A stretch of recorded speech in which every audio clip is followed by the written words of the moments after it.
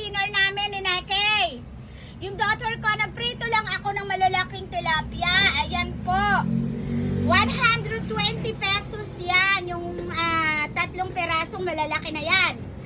So yan po ang aking i-dinner ngayon kasama si Nike May.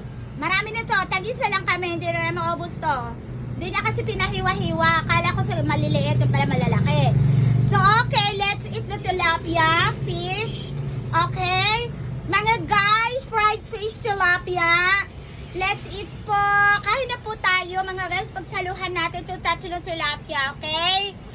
Kayo, anong dinner nyo? Nagkain na po ba kayo dyan? Kumain na kayo, ha?